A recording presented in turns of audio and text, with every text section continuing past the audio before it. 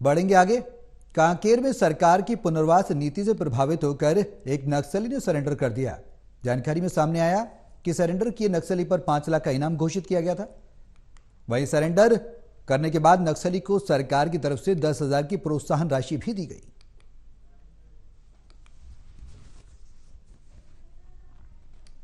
आलप्रस थाना कोयली बेड़ा का रहवासी है। वो वर्ष 2008 से बाल संगम में भर्ती हुआ था और तब से ही वो अलग अलग नक्सल में पद में कार्य किया। पहले अपने यहाँ चिलप्रस आलप्रस में काम किया, उसके बाद उसको नक्सलियों ने स्थानांतरित किया महासमुंद, बरगढ़, बलांगीर डिवीज़न में। उसके बाद लगातार वो 2009 से लेकर 2022 तक वहीं पे बीबीएम जो कि उड़ीसा स्टेट कमेटी का पार्ट है उसमें काम किया, अलग अलग घटनाओं में शामिल रहा। अंत में वो पीपीसीएम मतलब एसीएम एरिया कमेटी मेंबर के रूप में वहाँ पे काम कर रहा था। 2011 में प्लाटून पार्टी सदस्य बना। 12 में महासमुंद पीपीसी जो कि महासमुंद और बरगढ़ के एरिया में काम करता है वहाँ पे रहा। 303 राइफल रखता था।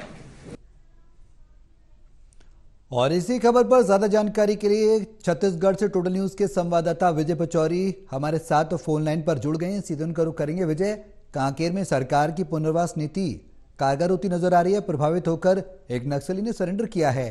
कहीं ना कहीं ये अच्छा कदम है जो नक्सली सरकार में भरोसा जता रहे हैं।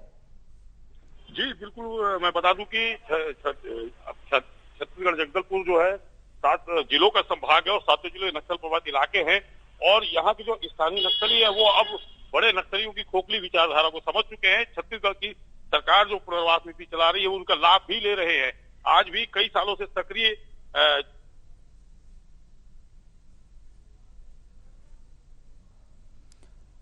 बिल्कुल सक्रिय जो नक्सली हैं वो कहीं ना कहीं मुख्य धारा में जुड़ रहे हैं और सरकार पर भरोसा जता रहे हैं, सरकार के साथ आ रहे हैं। ये कामयाबी है और जो योजना पुनर्वास नीति है उसको भी कहीं ना कहीं एक तरीके से पॉजिटिव वे में देखा जाए, ये कहना गलत नहीं होगा। विजय, अब तक आवाज हमारी पहुंच पा रही है?